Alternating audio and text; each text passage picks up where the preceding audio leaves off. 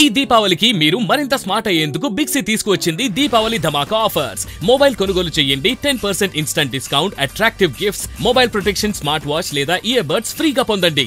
ఈ దీపావళిని మరింత బ్యూటిఫుల్ గా మార్చుకోండి బిగ్ సి దీపావళి ధమాకా ఆఫర్స్ తో. నియోజకవర్గంలో మంత్రులు, ఎమ్మెల్యేలు, ఎంపీలుతో పాటు ఇటు కార్పొరేషన్ చైర్మన్లు, కార్పొరేటర్లు అంతా కూడా పెద్ద ఎత్తున ప్రచారం చేస్తున్నారు. డోర్ టు డోర్ స్టెప్ ప్రచారం చేస్తున్నారు. కాసేపటి క్రితం మంత్రి సీతక్క ప్రచారం చూసాం. ప్రస్తుతం పొన్నం ప్రభాకర్ ప్రచారం కూడా చూడొచ్చు. ఒకవైపు హైదరాబాద్ మినిస్టర్ ఉన్నారు, మరొక వైపు ప్రస్తుతం జూబ్లీహిల్స్ ఉప ఎన్నికలకు ఇన్ఛార్జ్ మంత్రిగా కూడా ఉన్నారు. ఒకసారి మాట్లాడదాం. మొత్తం జూబ్లీహిల్స్ ఉప ఎన్నికలు అనివార్యమైనప్పటి నుంచి కూడా మొత్తం మీరు జూబ్లీహిల్స్ లోనే ఉన్నారు. ఎలా జరుగుతుంది ప్రచారం? పబ్లిక్ ఏమంటున్నారు? జూబ్లీహిల్స్ ప్రజలు కాంగ్రెస్ను గెలిపించడానికి సిద్ధంగా ఉన్నారు. ఎందుకంటే జూబ్లీహిల్స్లో 10 సంవత్సరాలుగా నిర్లక్ష్యం జరిగింది. ఒక్క డబుల్ బెడ్రూమ్ ఇయ్యలే. మేము ఛాలెంజ్ చేస్తా ఉన్నాం. ఒక్క డబుల్ బెడ్రూమ్ ఇచ్చినా వాళ్ళు ఓట్లు అడగం. ప్లస్ ఎక్కడి వ్యవస్థ అట్లనే ఉంది. మేము ఇన్ఛార్జ్ మంత్రి అనేక కార్యక్రమాలు ఈ ప్రభుత్వం వచ్చినాక చేసినాం. ఇప్పుడు ప్రజలకు సంబంధించి 10 సంవత్సరాలుగా జరిగిన అభివృద్ధిని సానుభూతి మీద తెచ్చుకునే ప్రయత్నం చేస్తారు. నేను అడుగుతా ఉన్నా, జూబ్లీహిల్స్ అభివృద్ధి మీద చర్చ చేద్దాం. మీరు 10 ఏళ్ళు చేసింది, మీరు 2 సంవత్సరాలు చేసింది. ఈ 2 ఏళ్లలో కూడా కేవలం గత 2 నెలల నుంచే చేస్తున్నారు. అది కూడా ఎన్నికల కోసమే చేస్తున్నారు అంటూ కూడా బీఆర్ఎస్ నేతలు చెప్తున్నారు. ఎన్నికల రాజకీయం టీఆర్ఎస్ పార్టీ లాగా కాంగ్రెస్ చేయదు. రాష్ట్ర వ్యాప్తంగా రేషన్ కార్డులు ఇచ్చినాం, ఇక్కడ కూడా ఇచ్చినాం. సన్న బియ్యం ఇచ్చినాం, ఇక్కడ ఇచ్చినాం. ఉచిత బస్ ప్రయాణం రాష్ట్ర బస్సు ఇస్తున్నాం, ఇక్కడ ఇస్తున్నాం. ఇలా ఇన్ని కార్యక్రమాలు జరుగుతున్నాయి. 200 యూనిట్లు, సన్న బియ్యము, రేషన్ కార్డులు, మహిళలకు ఉచితంగా, వడ్డీ లేని రుణాలు. ఓన్లీ జూబ్లీహిల్స్ కొరకు చేస్తున్నాం. ఇవి చెప్పండి, రాష్ట్రమంతా జరుగుతున్నాయి కదా, జరుగుతున్నాయా లేదా? కాంగ్రెస్ ప్రతి కార్యకర్త క్యాండిడేట్. ప్రధానంగా గౌరవ ఎమ్మెల్యే గారు వచ్చారు. ఎందుకు వచ్చారు? ఒక క్యాండిడేట్గా ప్రచారం బాధ్యతలు నిర్వచనకు వచ్చాడు. ఒక కార్పొరేషన్ చైర్మన్ అన్నాడు. మామూలు కార్యకర్తలు అందరూ క్యాండిడేట్లే. ప్రధానంగా మీరు నిల్చోబెట్టినటువంటి మనం గెలుస్తున్నాం. ప్రధానంగా మీరు నిల్చోబెట్టినటువంటి అభ్యర్థి పైన బీఆర్ఎస్ నేత కేసీఆర్ అన్నారు ఒక రౌడీని నిల్చోబెట్టారు. అది మా అభ్యర్థికి పెద్ద ఆశీర్వచనం.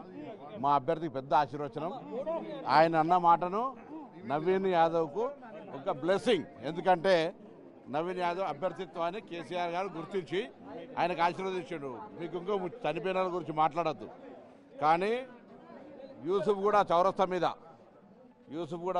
మీద చర్చ చేస్తాం.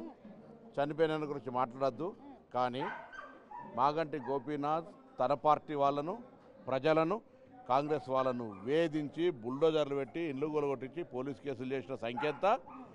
అందులో మా నవీన్ యాదవ్ కూడా బాధితుడు, ఇల్లు కూలగొట్టబడ్డది. నవీన్ యాదవ్ ఎప్పుడు వేధింపులకు సంబంధించిన ఏ మాత్రం కూడా వాళ్ళ అక్రమంగా పెట్టిన కేసులు తప్ప ఈయన ఎవరో కేసులు పెట్టింది లేదు. మా గవర్నమెంటే లేదు 10 ఏళ్లలో. మేమే బాధపడి మమ్మల్నే ఫేస్ చేసి మా ప్రజలను, వాళ్ళ పార్టీ కార్యకర్తలను కూడా వేధించినటువంటి మీరు ఎవరిని అడిగినా చెప్తారు. ఇది ఇక్కడ ఉన్న స్వరూపం. No democracy in Jubilee Hills from 10 years. ఇప్పుడు మేము అది ప్రజాస్వామ్యం గొలుపుతాం. ఇంకొక మాట కూడా, ప్రజలకు హైదరాబాద్ అభివృద్ధి కావాలని కోరుకుంటారు. హైదరాబాద్లో ఉన్న ఉప ఎన్నిక కంటోన్మెంట్ జరిగితే ప్రజలు కాంగ్రెస్ను గెలిపించారు. ఇక్కడ కూడా జూబ్లీహిల్స్తో పాటుగా హైదరాబాద్ అంతా అభివృద్ధి జరగాలి. రేవంత్ రెడ్డి గారి నాయకత్వంలో ఉన్న ప్రభుత్వం, క్యాబినెట్ తీసుకుంటున్న కార్యక్రమాలు తీసుకొని ముందుకు పోవాలి.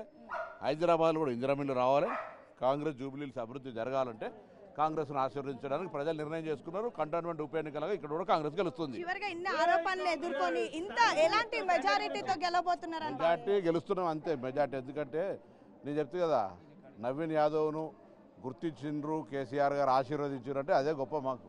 సో మనతో పాటు ఎమ్మెల్యే కూడా ఉన్నారు. ఒక్క నిమిషం మాట్లాడదాం. ప్రధానంగా ఏంటి జూబ్లీహిల్స్ ఉప ఎన్నికల్లో ప్రచారంలో భాగంగా మీరు వచ్చారు, ఏం చెప్తున్నారు? పబ్లిక్ ఏమంటున్నారు?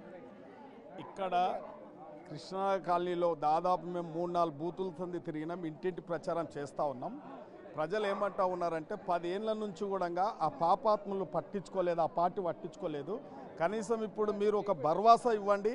ఈ యొక్క కంపు తాండవం చేస్తూ ఉంది, సమస్యలు విలయతాండం చేస్తూ ఉన్నాయి. ఇక్కడ ఏ నాయకుడు కూడా పట్టించుకోలేదు 10 ఏళ్ళు. కాబట్టి ఇప్పుడు ఒక భరోసా, మాకు కాంగ్రెస్ పార్టీ ఒక మంచి నిర్ణయం తీసుకుంది. స్థానికునికి, ఒక యువకునికి టికెట్ ఇవ్వడం కూడా జరిగింది. కాబట్టి మాకు భరోసా, ఒక నమ్మకం ఉంది ఈ కాంగ్రెస్ పార్టీ మీద.